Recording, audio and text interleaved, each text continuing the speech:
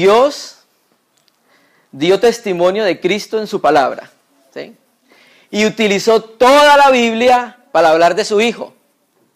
Cristo es tan rico que se necesitó toda la Escritura para que Dios pudiese dar testimonio acerca de su Hijo. Cristo es tan rico que no se puede definir con un sacrificio, sino que tú vas a Levítico 1, 2, 3, 4, 5 y vas a mirar todos estos tipos de sacrificio, el holocausto, la ofrenda de la harina, sacrificio de paz, sacrificio por el pecado, bueno, etcétera, etcétera. Todos hablan de la obra de Cristo. Cristo es muy rico y por eso se necesita la multiforme sabiduría de Dios dada al cuerpo de Cristo sobre toda la tierra para darlo a conocer. ¿Sí? Amén, hermanos. Anoche teníamos un sentir de compartir algo, pero en la mañana nos levantamos y vimos que no era eso, que se necesitaba compartir algo más. Entonces vamos a hacerle caso al Señor. Vamos a ir a Apocalipsis. No vamos a hablar de escatología, vamos a hablar de un aspecto práctico de la vida del cristiano. La gracia y la paz sea con cada uno de nosotros, que el Señor nos sostenga y el Señor nos ayude, hermanos. Amén, hermanos. Vamos a hablar de Apocalipsis y vamos a hablar de una iglesia. Vamos a hablar de la practicidad de lo que representan las iglesias a las cuales nuestro Señor Jesucristo, por Juan en Pasmos, le da esa visión. Ve a nuestro Señor glorificado, no lo había visto así. Cuando estuvo en los días de su carne, estaba con él, se recostaba en su regazo y se conocía como el discípulo amado. No que Jesús no amara al resto de discípulos, no. Sino que Juan se hacía querer más del Señor, lo buscaba más, ¿cierto? Entonces Juan vio toda su vida, desde que hubo el ministerio del Señor Jesús manifiesto, estuvo con él siempre. Cuando el Señor se le revela en Pasmos, no recuerdo si es Tertuliano, que habla de que Juan, en la historia de la iglesia, fue sentenciado a morir en aceite hirviendo, ¿sí? Lo echaron en el aceite hirviendo, pero Juan no muere, un anciano ya casi de 90 años. Por causa de eso es llevado a la isla de Pasmos. En Pasmos, él tiene una visión gloriosa de las cosas que son, las cosas que fueron, las que son y las que han de venir. Y entonces él ve al Señor en una gloria que nunca había visto, ¿sí? Y por eso ahorita el hermano decía, como semejante al Hijo del Hombre. O sea, él había visto al Hijo del Hombre. Jesús muchas veces dijo de sí mismo, yo soy el Hijo del Hombre. Entonces cuando Juan lo ve que hay cierto parecido al Hijo del Hombre que él conoció, pero ahora conoce al Hijo del Hombre en resurrección. Y le da unas últimas instrucciones para la iglesia, ¿sí? Todos hemos visto y hemos conocido, hay un libro muy bueno del hermano Chen que se llama El Camino de la Iglesia, donde habla muy claro acerca del asunto, donde las iglesias, las 7, parecen como estadios de toda la iglesia a través de la historia, ¿cierto? Entonces vamos a centrarnos en el último estadio de las iglesias a través de la historia, que es la iglesia en la Odisea. Cuando tú empiezas a mirar cómo se le aparece el Señor a cada iglesia, se le aparece y le habla de acuerdo a la necesidad que la iglesia tiene. Por ejemplo, tú ves el capítulo 2, el versículo 1, el Señor se aparece como el que tiene 7 estrellas en su diestra y el que anda en medio de los 7 candeleros. Revelación que ya anteriormente se le dio cuando dice en el 12:1, me volví para ver la voz que hablaba conmigo y vuelto vi 7 candeleros de oro. En la iglesia en Esmirna se aparece como el primero y el postrero, el que estuvo muerto y vivió. Cosa que ya se le había revelado a Juan cuando le dice en el 17, cuando lo vi, caí muerto a sus pies y él me dijo, no tema, yo soy el primero y el último, el que vivo y estuve muerto. A Pérgamo se le aparece como el que tiene la espada aguda de 2 filos, ¿cierto? Cosa que también ya el Señor se le había aparecido a Juan, donde le había dicho que es el que tiene la espada de 2 filos. En Tiatira se aparece como el que tiene los ojos como llama de fuego, o sea, el que hace juicio y el que escudriña lo más profundo del ser, que también se le apareció a Juan de esa manera. A Sardis se le aparece como el que tiene los 7 espíritus de Dios y también se dice en el 1:4 que él tiene los 7 espíritus de Dios.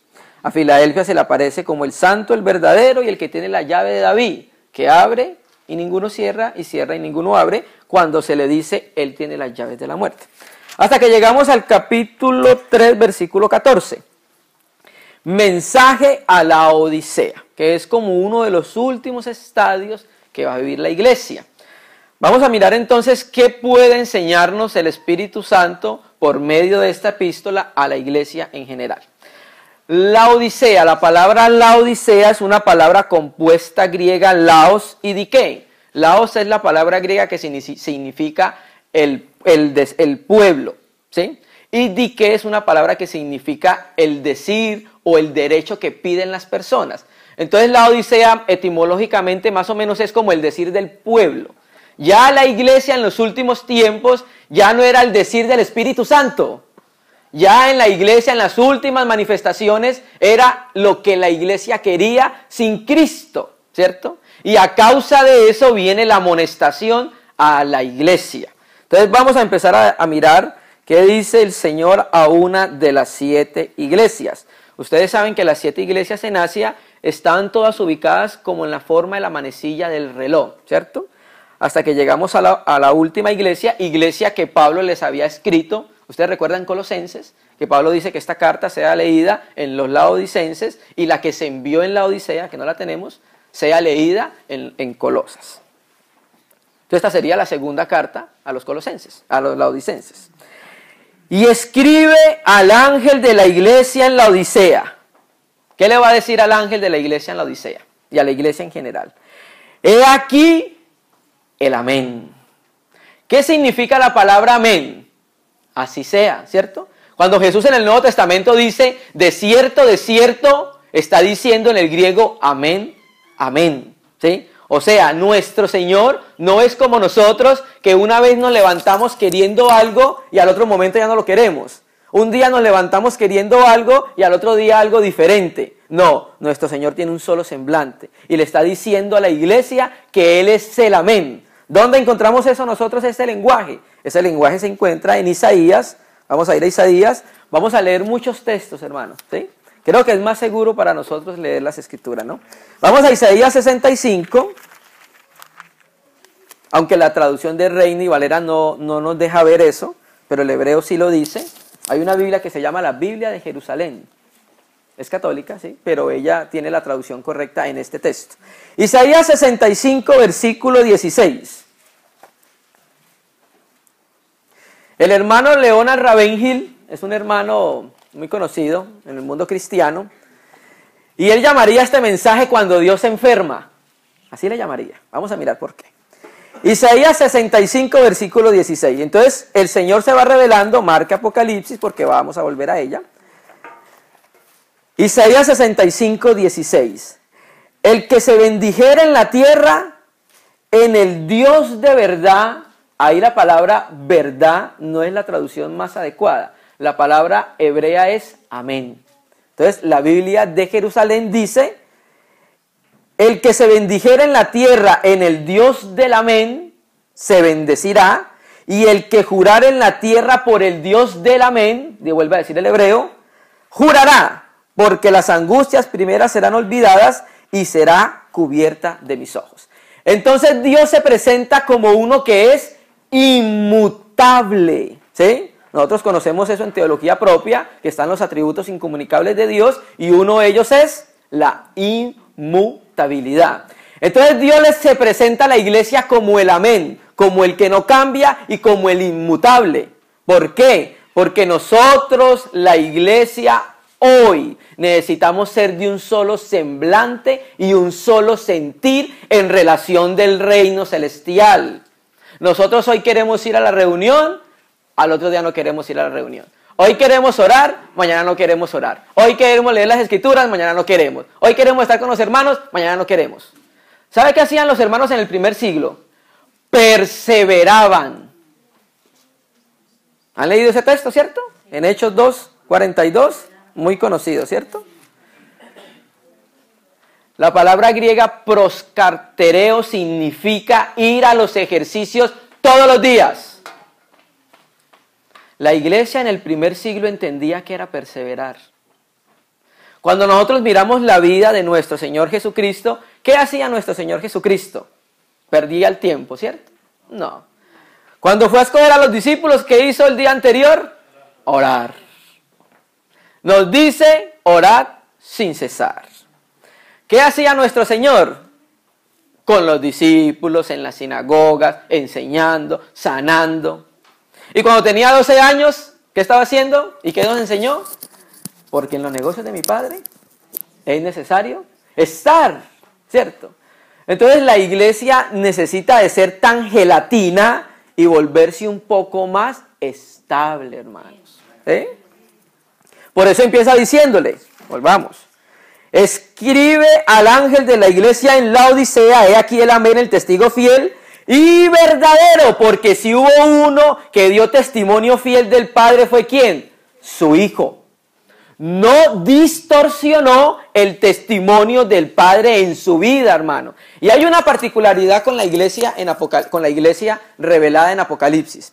La iglesia en Apocalipsis tiene dos particularidades. Primero aparece el trono del Señor y aparece que tiene apariencia de jaspe. ¿Lo recuerdan?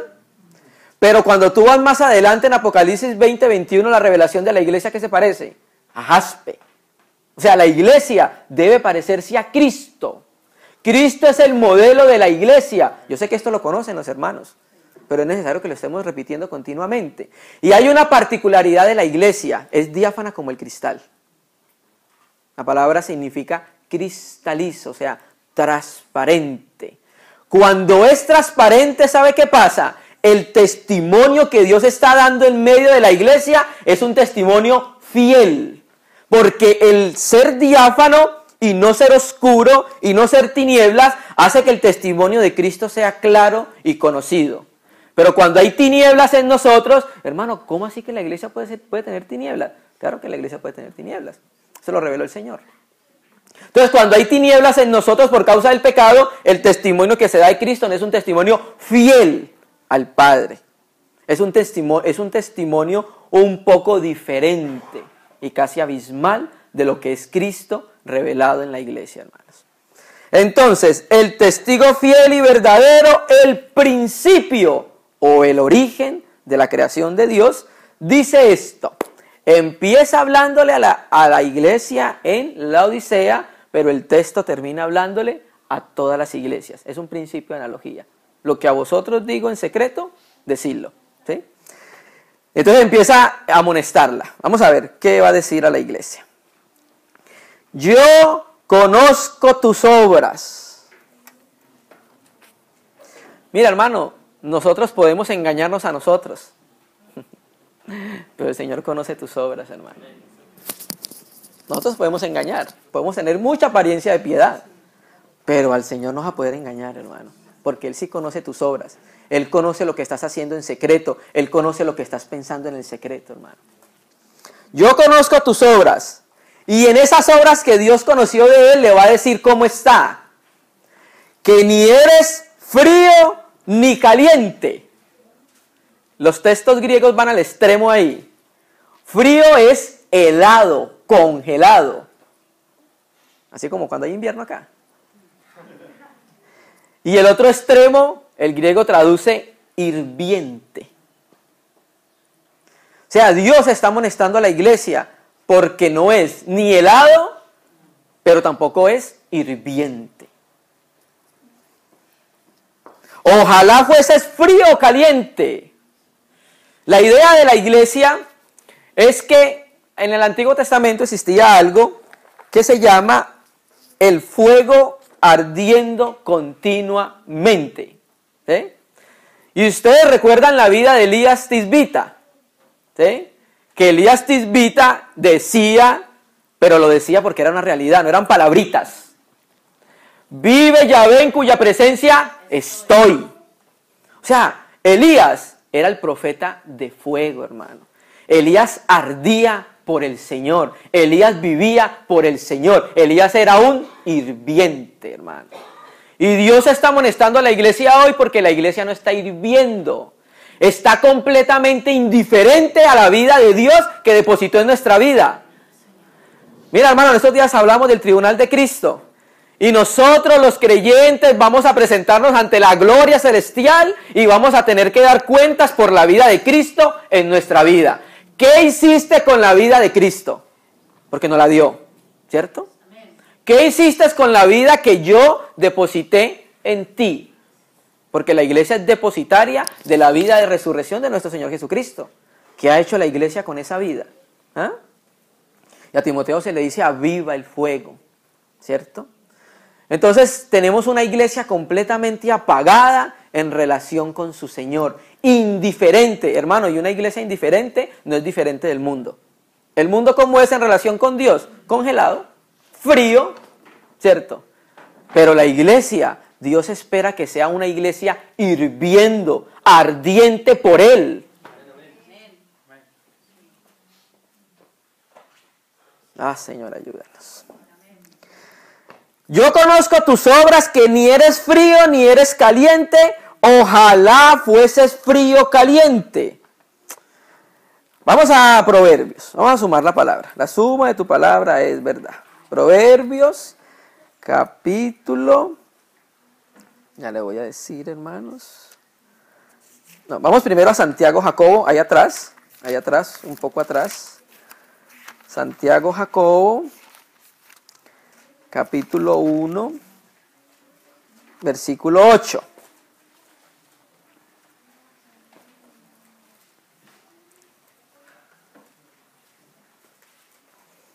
Santiago, Jacobo, capítulo 1, versículo 8. Mire cómo dice. El hombre de doble ánimo. El griego dice dos almas. Todavía no sabe qué es lo que quiere. Un creyente todavía no sabe qué es lo que quiere. Un creyente que todavía no sabe qué es lo bueno y qué es lo malo. Un creyente que hoy está en un agua, otro día está en otro agua. Un creyente que se está deleitando en el mundo y un creyente que después se está deleitando en las cosas del Señor. El hombre de doble ánimo es inconstante en todos sus caminos. Un creyente inconstante no conoce la voluntad de su Señor. No sabe qué es día y no sabe qué es noche. ¿Sí? Todavía es un creyente que se alimenta del mundo. El Señor nos ha dicho: no améis al mundo ni las cosas que están en él. La palabra griega para mundo es cosmos. De donde viene, no voy a hablar en contra de esto, pero tengo que decir de dónde viene la palabra cosmético. ¿Sí? Ahí viene cosmos, cosmético. Entonces tú quitas el cosmético y aparece la realidad, ¿cierto? Entonces Dios nos dice que no amemos es el cosmos, porque dice la Escritura: de tal manera amó Dios al mundo. Amó al cosmos, no, a los hombres que están en el mundo. ¿Sí? Entonces Dios nos dice que no amemos el mundo. Entonces nosotros como creyentes, hermano, visitamos muchas iglesias y hay veces vemos que todavía los hermanos no sabemos qué es el mundo. Debíamos hacer como en Colombia se conoce como cartelera, no sé cómo se conocerá acá. Una cartelera grande donde colocamos todas las cosas que pertenecen al mundo. Y hagamos una lista para que nosotros tengamos una conciencia más clara qué es lo que es el mundo. Porque Dios aborrece el mundo. Y la iglesia debe aborrecer lo que Dios aborrece. El pecado para Dios es representado como la lepra, algo completamente repugnante, hermanos. Pero amar lo que Dios ama. ¿Qué ama Dios? Su casa, la iglesia. Ama que nosotros le conozcamos cada vez más claramente, sin sombra de variación, como se ha revelado, ¿cierto?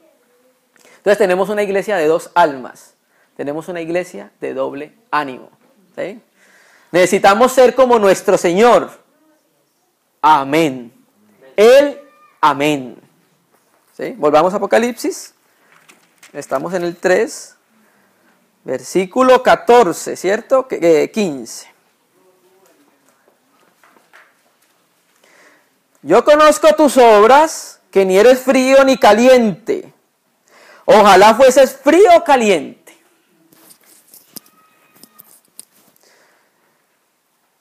Pero por cuanto eres tibio, no frío ni caliente, te vomitaré de mi boca.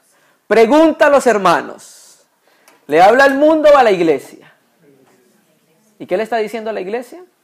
Que la va a vomitar de su boca. Por eso estoy de acuerdo con el hermano Ravengil, cuando Dios se enferma, hermano. Uno vomita cuando está enfermo, hermano. Cuando algo le cayó mal y se indigestó, hermano. Ese es el examen de Dios hacia la iglesia de los últimos tiempos. Que no es frío ni caliente, sino tibio. Y estaba leyendo que algunos médicos para hacer vomitar a los pacientes les dan agua tibia. ¿Eh? Oh Señor, enciéndenos, Señor. Hay veces somos tan fríos para las cosas de Dios, se nos vuelve una costumbre, un rito, venir a la reunión, se nos vuelve una costumbre alabar al Señor. No hay una realidad de la vida de Cristo en nosotros, hermano. Debemos arrepentirnos de eso, hermano. ¿Cómo así, hermano? Sí, la iglesia tiene que arrepentirse, hermano. El Señor termina diciéndole, arrepiéntete. El hermano Lee dice que tenemos que arrepentirnos del arrepentimiento. Ay, Señor. Vamos a mirar este lenguaje que no es nuevo en Juan. La ley hablaba acerca de ello. Vamos a ir a Levíticos, capítulo 18.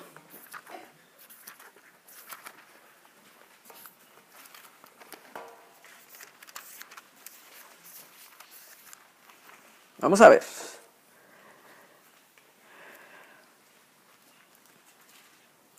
Vamos a leerlo desde el 24, hermanos. 18-24. Vamos a leerlo. Hay un subtítulo que tienen Reina y Valera, donde dice actos de inmoralidad prohibidos. Y empieza Dios por Moisés a decirle que no tienen que hacer ciertas costumbres que las naciones paganas hacen. Porque Israel fue un pueblo separado para Dios, ¿cierto? Lo mismo que es la iglesia. La iglesia es un pueblo que ha sido separado para él, ¿cierto? Eso viene de la palabra iglesia. Vamos a leerlo del 24. Dice, en ninguna de estas cosas os amancillaréis, pues en todas estas cosas se han corrompido las naciones que yo he hecho delante de vosotros. Entonces, Dios le dijo a Abraham que cuando llegara el colmo de Canaán, Dios iba a juzgar a Canaán, ¿cierto? Y Dios juzgó a Canaán introduciendo a Israel, cuando Israel por medio de Josué derrotó todos los reyes que derrotó, 34, 35, no recuerdo el número exacto. Entonces Dios hizo un juicio con esas naciones, ¿sí? Pero Dios le dice, yo los voy a introducir en una tierra, pero ustedes no van a tener las costumbres de esas naciones que yo les he hecho delante de ustedes. ¿Cuáles son las costumbres? Bueno, todo el capítulo 18 empieza a decir que no harás esto, no harás lo otro, no harás aquí, no harás allá, porque Dios quiere introducir la cultura de Edén a la iglesia, ¿cierto? Versículo 25, otra vez, y en ninguna de estas cosas os amancillaréis, pues en todas estas cosas se han corrompido las naciones que yo he hecho delante de vosotros, y la tierra que fue contaminada, y yo visité su maldad sobre ella, y la tierra, ¿qué hizo la tierra?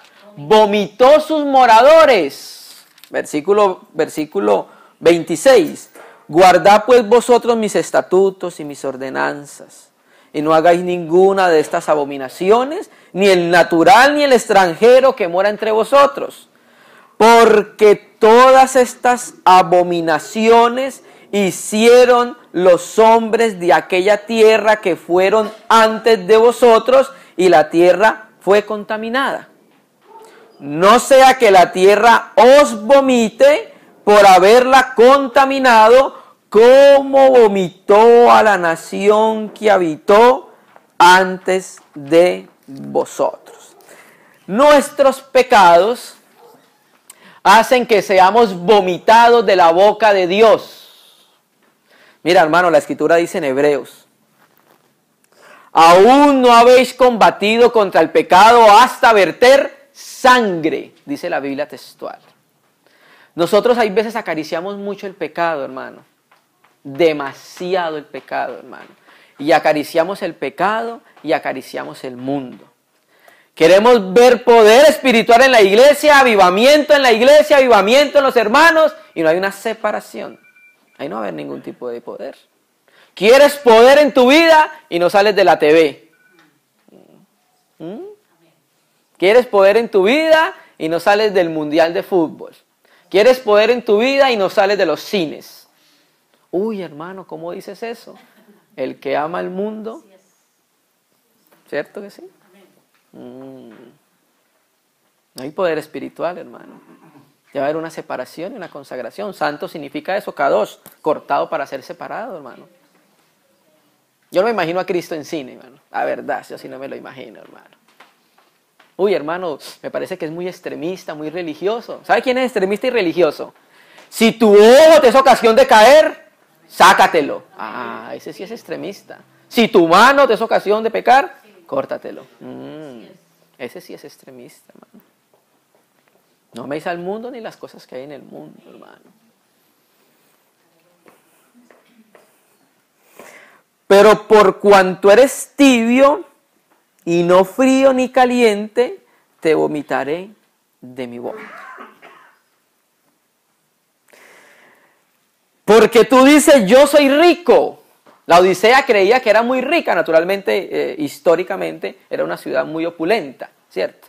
Pero hoy vemos una iglesia que de pronto, hay veces nosotros creemos que tenemos el modelo bíblico, aleluya, amén, y conocemos doctrina, conocemos la economía, la icodomeo, la edificación, la casa de Dios, el carácter de Cristo, todo eso, somos ricos, ¿cierto?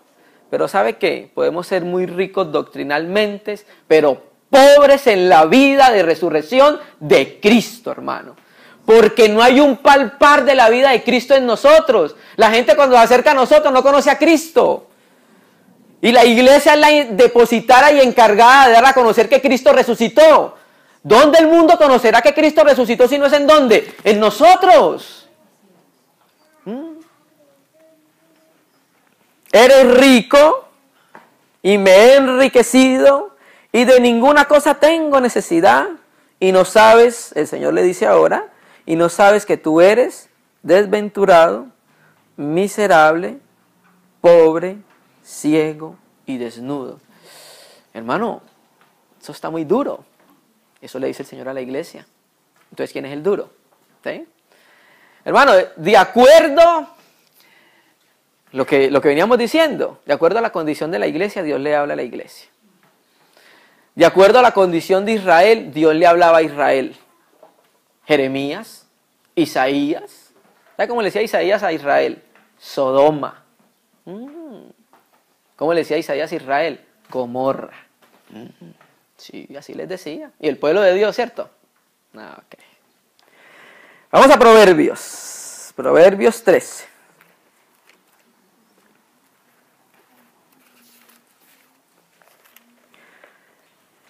Mira lo que dice Proverbios 13, versículo 7. De lo que venimos hablando.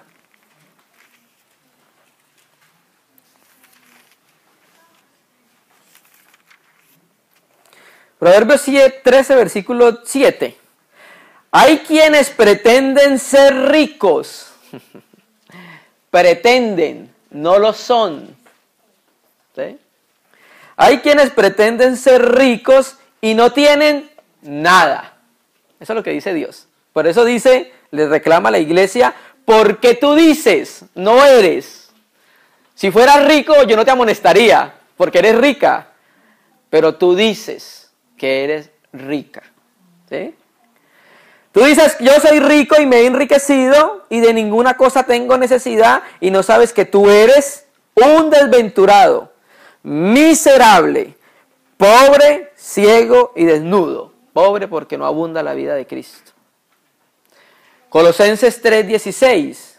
La palabra de Cristo more escasamente en vosotros. No, ¿cierto? No. La palabra de Cristo more en abundancia.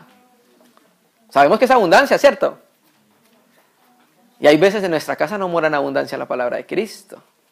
Lo que mora en nuestra casa es el entretenimiento, ¿cierto?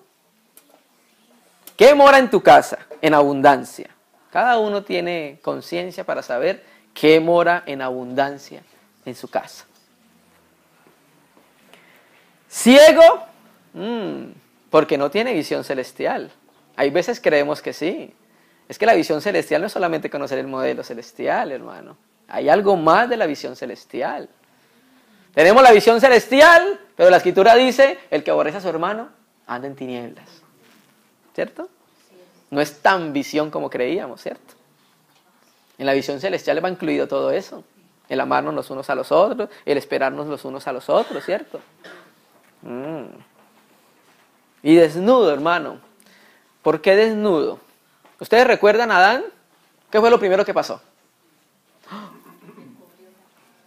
se cubrió porque el pecado hizo que se viera desnudo a los ojos de Dios.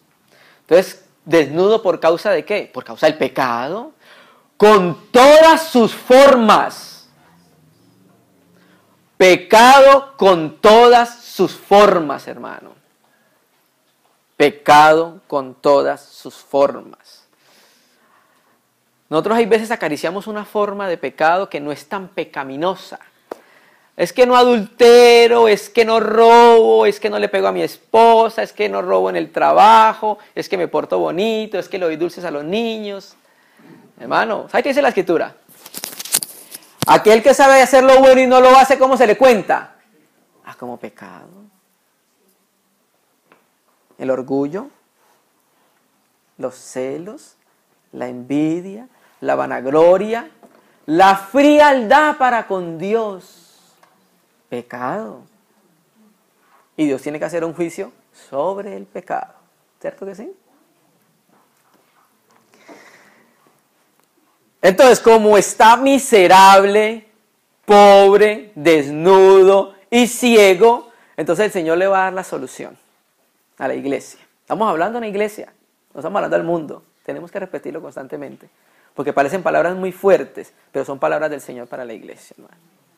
Para toda la iglesia, no nosotros en particular, todos los santos sobre la faz de la tierra. Por lo tanto, entonces como está en esa condición,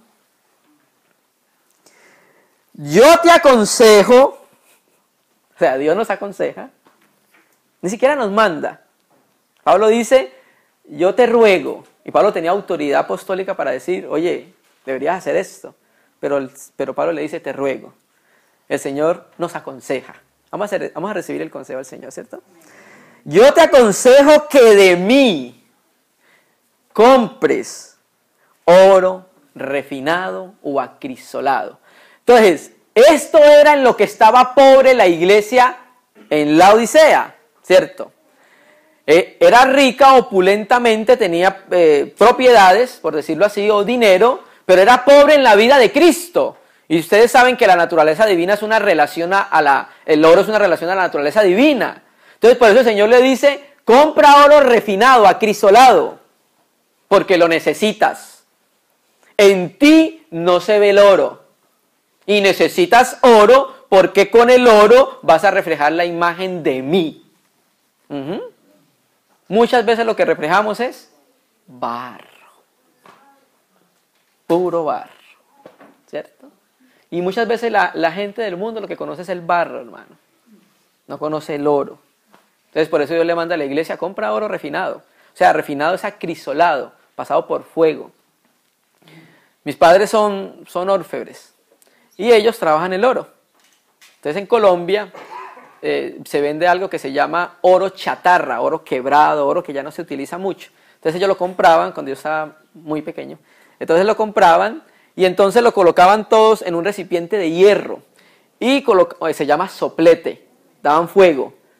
Y era oro sucio y feo, quebrado, y le daban fuego, y le daban fuego, y le daban fuego. Luego lo cogían con unas pinzas, lo metían en un recipiente de agua y lo sacaban. Luego lo pulían. Qué cosa tan bonita. Toda la porquería la consumió el fuego. ¿Sí? ¿Es verdad? Y por eso estamos hablando, hermanos, de ser hirvientes en el Señor. Porque la iglesia ha llegado a un letargo espiritual que hace las cosas automáticamente y por monotonía. ¿Por qué toco los instrumentos? Porque tengo que tocar, porque yo soy el que toco, pero no hay un fuego, no hay un gozo. ¿Por qué oras? Porque el Señor dice que hay que orar, pero no hay un deseo en el corazón. ¿Por qué predica la palabra? Porque hay que predicarla, no hay quien predique. Hermano, no hay deseo, no hay fervor, no hay amor por Dios manifiesto. Hacemos las cosas automáticamente, hermano. Y eso le llama a Dios ser fríos. Por cuanto yo te aconsejo que de mí compres oro refinado en fuego para que seas rico. ¿Sí ves? La pobreza tiene que ver con el oro. Y vestiduras blancas para vestirte. Ustedes saben qué dice Apocalipsis 19. Que las vestiduras son las acciones justas de los santos. Entonces la iglesia, por estar exhibiendo el pecado, no exhibía las obras justas en las cuales Dios las colocó para que anduviesen en ellas, hermano. ¿Sí? Entonces necesitamos ser vestidos de las obras producidas por el fuego en nosotros. Hermano, ¿cómo así? Claro, hermano. Ustedes recuerdan Levíticos 10, ¿cierto? Nadab y Abiú. ¿Cierto que sí? ¿Recuerdan el caso? Cuando fueron juzgados los hijos de Aarón. ¿Lo recuerdan claramente, cierto?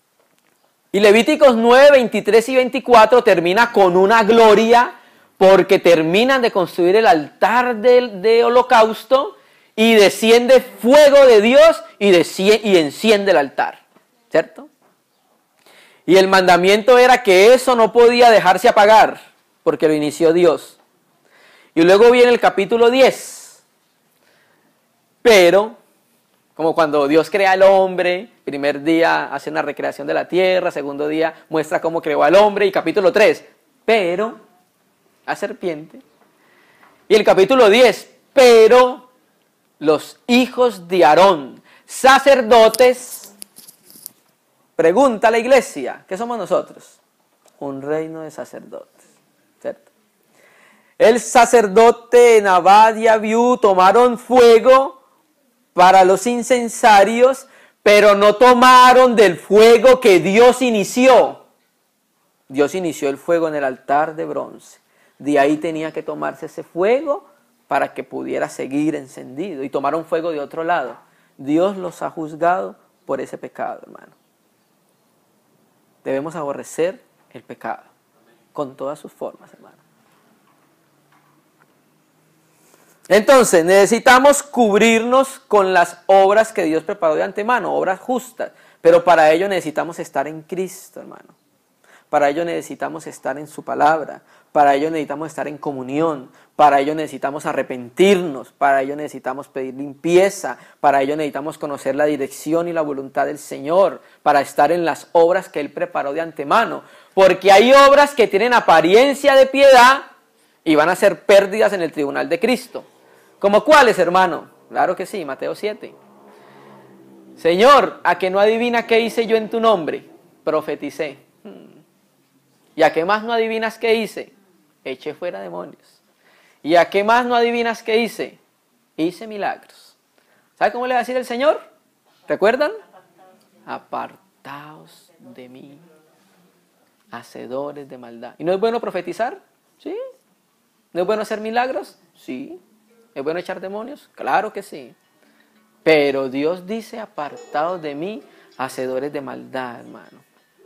Aquello que no inició Dios tiene pérdida. Y así sea profetizar. Y así sea echar demonios. Y así sea hacer milagros. ¿Cierto? Eso es lo que dice la Escritura, ¿no? Y creemos lo que dice la Biblia, ¿cierto? Es la palabra de Dios. Así no la entienda mucho yo, pero la creo, ¿cierto? Amén. Por tanto, yo te aconsejo que de mi compresor refinado hay que pagar un precio por el oro. La edificación en la casa de Dios tiene un precio.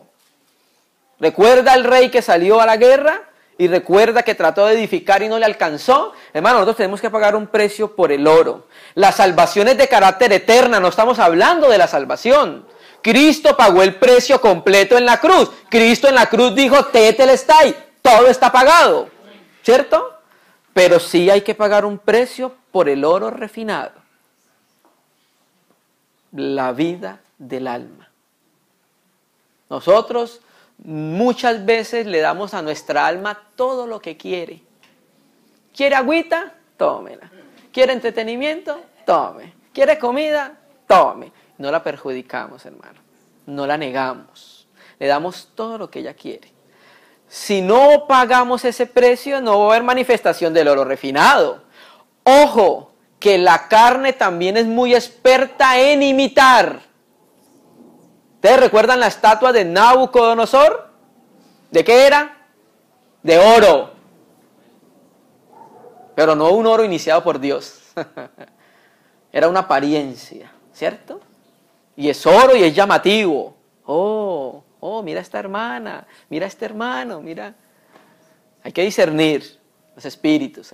Hay que discernir las intenciones del servicio en la casa de Dios. ¿Qué te motiva a servir en los instrumentos? ¿Qué te motiva a predicar la palabra? ¿Qué te motiva a predicar ante los hermanos? ¿Qué te motiva a orar? No solamente vamos a ser juzgados por las obras, por las motivaciones. En el tribunal de Cristo todo va a ser expuesto, hermano.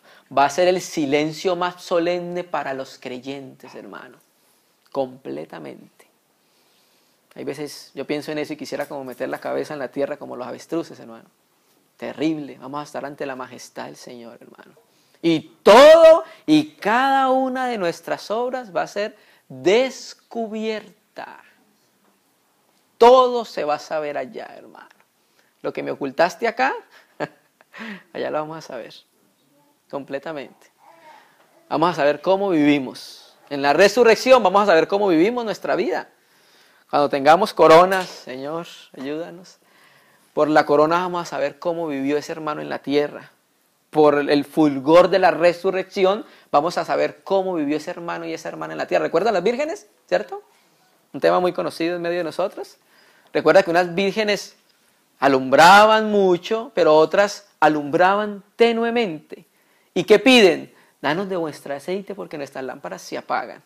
En la resurrección va a haber un peso de gloria, como dice Daniel 12, resplandecerán como las estrellas en el firmamento. Entonces en la resurrección vamos a ver cómo vivió ese hermano y esa hermana la vida en la tierra. Hermano, nada se va a escapar, hermano. Absolutamente nada, hermano. Todo va a ser sacado a la luz. Que el Señor nos ayude, hermano. Una de las cosas más serias es la vida cristiana, hermano. Una de las cosas más serias es la vida cristiana.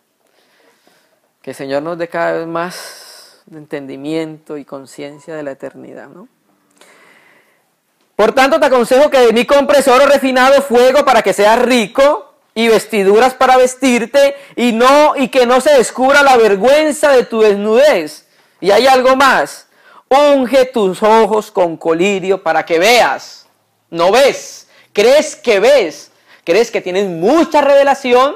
Yo conozco esto. Yo conozco, como hablábamos en estos días, yo conozco neumatología, cristología, amartiología. Yo conozco todo eso.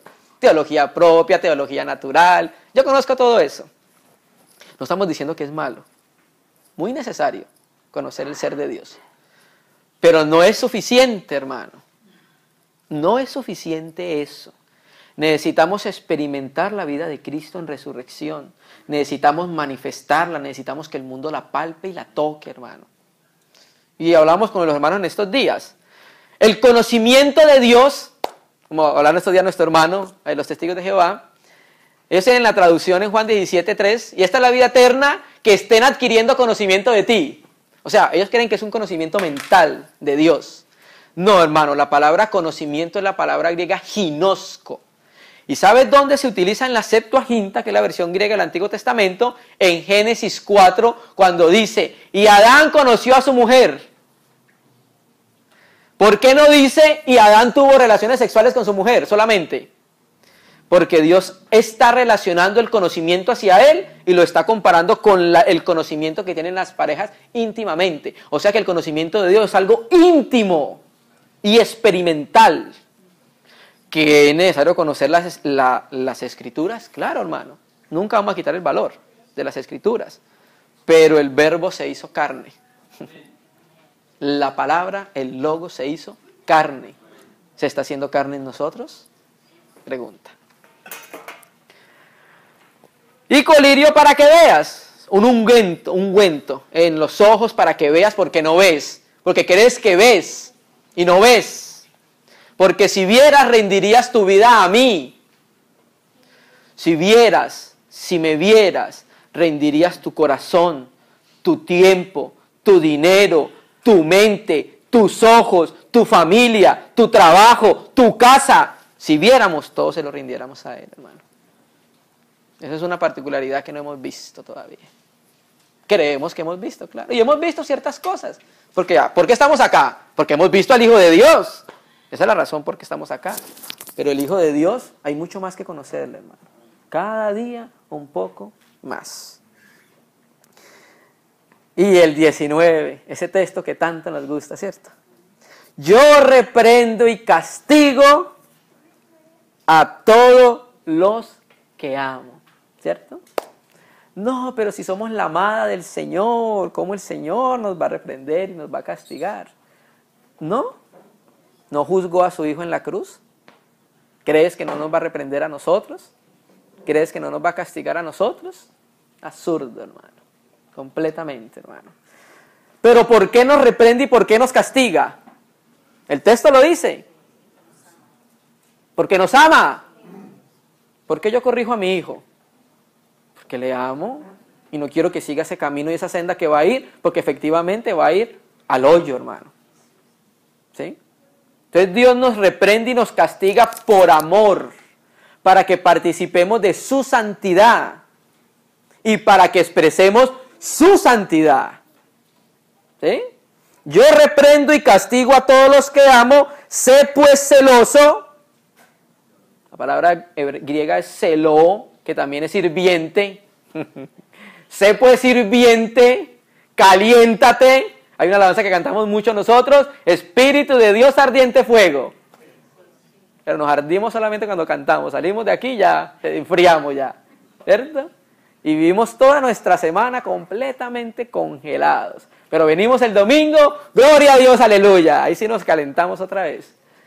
El calentamiento debe ser diario porque había un holocausto y un fuego que tenía que estar encendido día y noche. No es un asunto de emociones, hermano. No es un asunto de momentos. Es un asunto de ver al Señor. Es un asunto de conocerle. Por eso les dije que tuvieran paciencia conmigo un poco. Versículo 20. Nosotros utilizamos ese texto para evangelizar muchas veces, ¿cierto? Cuando hablamos con los inconversos, les decimos, el Señor está a la puerta, está tocando y está llamando. Pero ¿sabes quién tiene afuera a Cristo? La iglesia. Le está hablando a la iglesia y le está diciendo, he aquí yo estoy a la puerta y llamo. A la iglesia. Está a la puerta de la iglesia. Está la iglesia y Cristo está afuera. O sea que todo lo que estaba haciendo la iglesia en la Odisea era sin Cristo. Cultura evangélica. John Wesley. ¿Recuerdan John Wesley? ¿Cierto?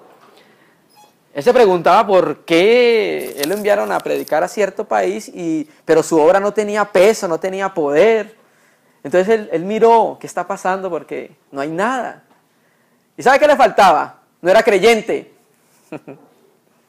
Tenía la pura cultura evangélica, o la cultura cristiana, ¿cierto? Entonces, eso también corre un peligro, hermano, si no lo tratamos a tiempo. Nuestros hijos crecen en el evangelio, nuestros hijos van a las reuniones, ¿cierto? Les leemos la palabra, les enseñamos la palabra desde chiquito, pero eso no los va a salvar. Ellos tienen que llegar a un momento en que tienen que arrepentirse. ¿No? Pues claro, para nacer de nuevo, ¿qué hay que hacer? Hay que arrepentirse. Entonces nuestros hijos también deben llegar a un arrepentimiento. Y nuestros padres, nosotros, debemos estar vigilando cuando nuestros hijos se arrepintieron y cuando no se arrepintieron. Porque ¿quién conoce a nuestros hijos? Pues nosotros, ¿cierto? Los padres, ¿cierto? El hijo mío me dice, tiene 7 años. Papi, yo soy creyente desde la barriguita de mi mamá. Ay, qué lindo, mi amor.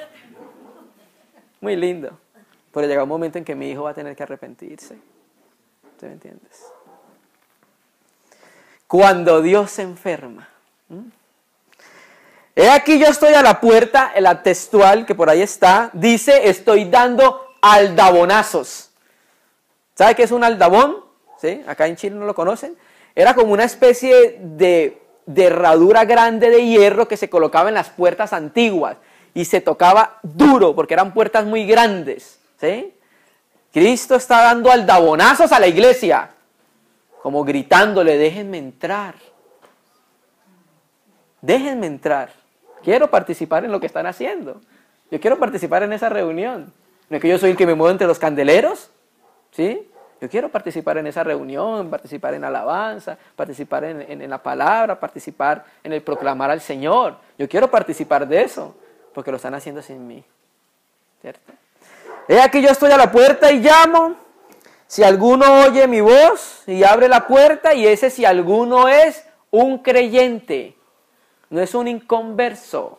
Podemos utilizar para evangelizar, claro, pues es que le está hablando, el contexto lo dice, a la iglesia. Si alguno de la iglesia en la Odisea oye mi voz y abre la puerta, yo entraré a él y cenaré con él y él conmigo. La palabra griega deimneo es la comida principal entre los judíos, que era la comida, porque era más familiar, donde se reunía toda la familia, no era el desayuno, no era el almuerzo, era la comida, habían pasado los trabajos y se podían sentar a participar juntos de la mesa. He aquí yo estoy a la puerta y llamo, si alguno oye mi voz y abre la puerta, entraré a él, cenaré con él y él conmigo. Dios quiere con nosotros. Dios no quiere hacer nada sin nosotros. Cristo quiere todo con nosotros. Cristo no quiere hacer nada sin nosotros. ¿Queremos nosotros con Dios? Es la pregunta. ¿Queremos nosotros con Él? Deberíamos, hermano. Porque estamos haciendo muchas cosas sin Él. Religiosamente, automáticamente, sistemáticamente. Necesitamos tener una realidad de aquello que estamos predicando, hermano. Una realidad palpable. ¿Sabe qué dice Juan, el apóstol? En la primera de Juan. Lo que han palpado nuestras manos tocante al verbo de vida. O sea, era una realidad en Juan, hermano, lo que él vivió con Cristo. Debe ser una realidad en nosotros. Nosotros nos reunimos para edificarnos, para consolarnos, para exhortarnos. Pero, hermano, debe haber una realidad en Cristo en mi vida. Somos responsables de trabajar en la vida de Dios, en nuestra casa, para que cuando nos reunamos tengamos que edificarnos, tengamos con qué alimentarnos. ¿Ustedes recuerdan al Señor Jesús cuando llegó a la higuera, iba a comer, no había fruto? Y la Escritura nos compara a nosotros con árboles, ¿cierto? Oye, hermano, que podamos llegar entre nosotros y alimentarnos de Cristo, que haya frutos abundantes en nosotros, hermano. Y esto es para todos nosotros, hermano. ¿Sí? Mis oídos están más cerca. He aquí yo estoy a la puerta y llamo, si alguno oye mi voz, abre la puerta, entraré a él, cenaré con él y él conmigo. 21. Y aquí viene algo bien interesante. Cuando tú miras Efesios 2, en el versículo 7, el Señor dice, el que tenga oído, oiga lo que el Espíritu dice a las iglesias. Luego le haga a los vencedores. En el 2:11, el que tiene oídos, oiga lo que el Espíritu dice a las iglesias. En el 2:17, el que tenga oído, oiga lo que el Espíritu dice a las iglesias, en Pérgamo. Tiatira, al que venciere. Primero empezó hablándole a las iglesias. Y Dios sabe con quién está trabajando. Dios sabe con quién está trabajando, hermanos. Y empieza hablándole a la iglesia, pero lastimosamente terminó hablándole a los vencedores. Y después a la iglesia. Porque en la parábola de las vírgenes nosotros vemos la figura. No toda la iglesia va a ser vencedora. Debería. ¿Por qué debería, hermano? ¿Por qué deberíamos? Porque tenemos el Espíritu de Dios. La plenitud del Padre se la dio al Hijo y el Hijo le dio la plenitud a la iglesia. En la iglesia, en el Espíritu, tiene todo lo que necesita para ser un vencedor. La vida cristiana normal, como dice nuestro hermano Ni, es ser vencedor. Anormal es que no seamos vencedores. Eso sí es anormal. La normalidad del Espíritu Santo es que sea vencedor. Yo no me imagino un Espíritu Santo siendo vencido por el pecado. Absurdo, ¿cierto? La normalidad del Espíritu Santo en nosotros debe ser vencedor. Ahora, yo sé que hay estaturas en la iglesia, hermano. Hay estaturas, hay edades en la iglesia individualmente. Hay iglesias más maduras, iglesias más nuevas, ¿cierto? Pero con todo y eso, tenemos el mismo espíritu, ¿no? ¿Cierto? ¿O es un espíritu diferente, no? ¿El espíritu de Pablo era diferente al nuestro? ¿El de Pedro? Sí. No, el mismo. Porque él es inmutable. Al que venciere, le daré que se siente conmigo en mi trono. Ay, hermano. O sea que si vencemos esto, si no somos fríos, si no calientes, si compramos oro, si nos vestimos con vestiduras blancas, el Señor nos promete que nos sentaremos con Él en su trono. ¿Para qué? Para reinar y para juzgar. ¿Cierto? Para reinar y para juzgar, hermano. Algo glorioso, sentarnos con Cristo a reinar. Y esto lo conocen los hermanos, ¿cierto? Acerca del reinado milenial de nuestro Cristo. Nos promete eso. Sentarnos en su trono como Él se sentó en el trono. Así como yo he vencido. Y me he sentado con mi Padre en su trono. Ay, hermano, es que eso es tan difícil, vivir en el Espíritu. ¿Qué dice la Escritura? Que Dios nos ha dado espíritu ¿de qué? De cobardía, sino ¿de qué? Dominio, de poder.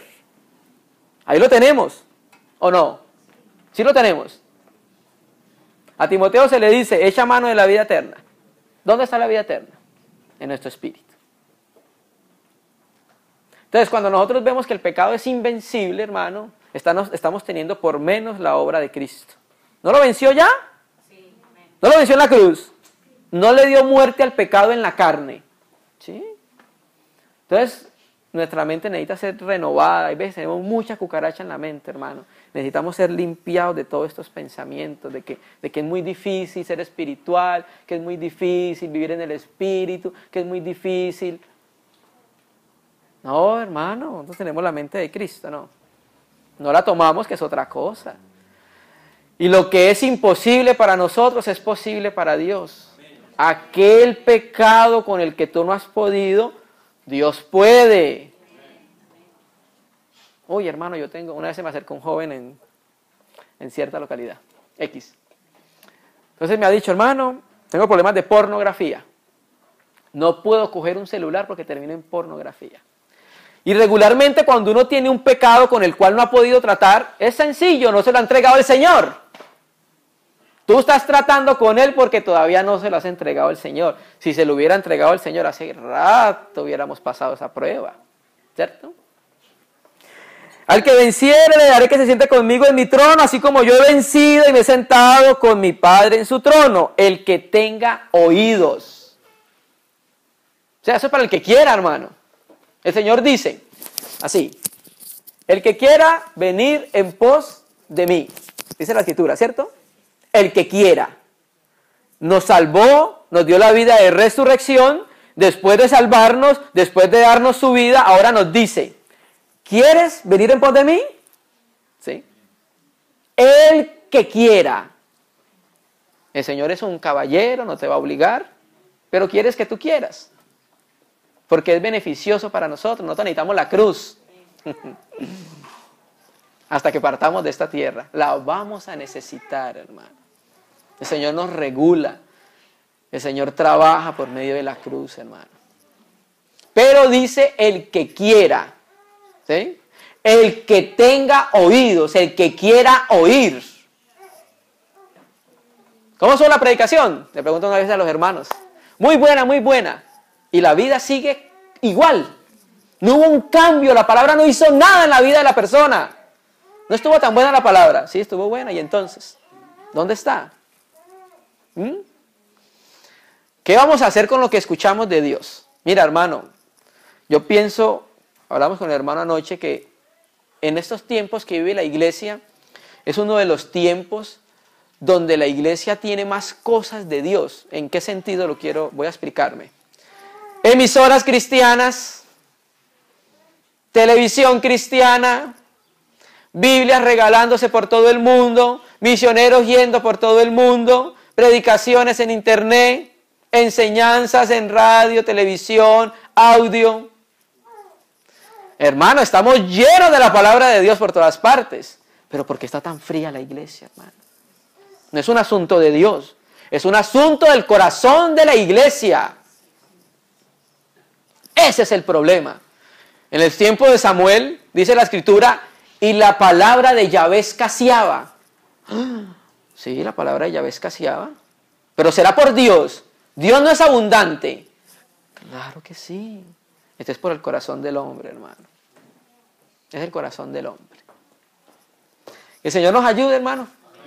Señor nos ayude, que el Señor nos fortalezca, que nos encaminemos hacia Él, hermano. Estamos a tiempo de arrepentirnos y volvernos al Señor. Que el Señor encienda su fuego en nuestro interior. Que ardamos constantemente delante de Él, que seamos sirvientes, hermano. Que ya no hagamos las cosas por monotonía, porque la tenemos que hacer, porque es la reunión, porque es el día que estoy con los hermanos. No, porque haya un vivo deseo en nosotros, hermano. Un deseo de conocerle, un deseo de querer comer de Él, un deseo de querer beber de Él. Que haya algo real en nuestra vida, hermanos.